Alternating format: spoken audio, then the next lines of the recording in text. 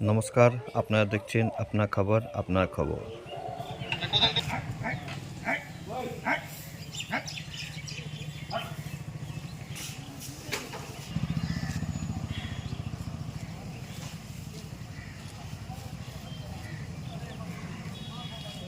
ওটা পাটার জন্য খেতে পারছি না।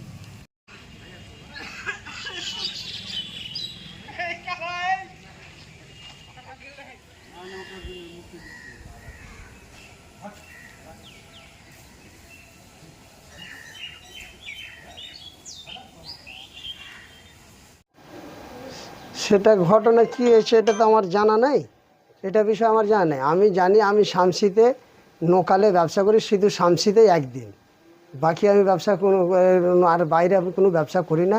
আমার ড্রাইভার গাড়ি, আমার গাড়ি ভাড়া মারে, আমার ফাইন্যান্সের গাড়ি গাড়ি নিয়ে গেছিলো। আমার বললো ভাড়া আছে একটা কমবে, ভাড়া গাড়ি নিয়ে গেছিলো। গাড়ি নিয়ে এসে এবার গাড়ি সকালে শুনতে পাই যে গাড়ি তোমার ফাঁড়িতে আটকে রেখেছে। কিসের জন্য নাকি বলছে, লোক বলছে পাবলিক যে 3টা ষাঁড় আছে। তো ষাঁড় আছে, ড্রাইভার কী ষাঁড় লেসে কী লেসে বলতে পারো না, ড্রাইভারের মোবাইলের সুইচ বন্ধ।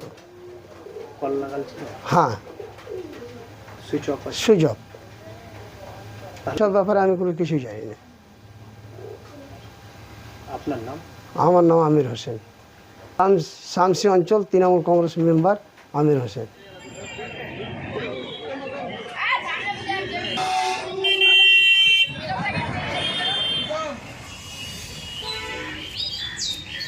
খবর পেলাম যে 3টি সরকারি ষাঁড় একটি গাড়ি করে যাচ্ছিল, শামসি পুলিশ ফাঁড়ি ধরেছে। এবং পরে যেটা জানতে পারলাম, তৃণমূলের শামসির গ্রাম পঞ্চায়েতের মেম্বার আমির হোসেন তার গাড়ি।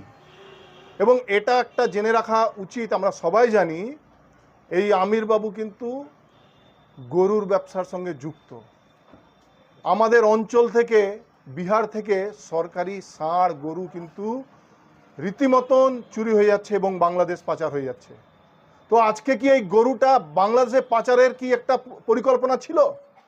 পুলিশের কাছে আমার এটা তদন্তের জন্য কিন্তু আগ্রহ করছি, এবং যারা এর মূল পাণ্ডা তাদেরকে ধরে বের করার আমরা আবেদন জানাচ্ছি।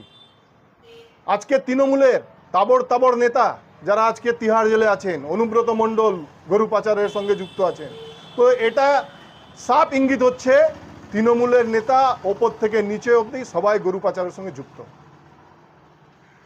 আমরা চাইছি সঠিক তদন্ত হয়ে যারা এর পেছনে দোষী, যদি আমির বাবুই হোক না কেন, তাদেরকে কিন্তু পুলিশ ধরে কেস করুক এবং উপযুক্ত শাস্তি দিক। আমার নাম অভিষেক সিংহানিয়া, রাজ্য কমিটির সদস্য, ভারতীয় জনতা পার্টি।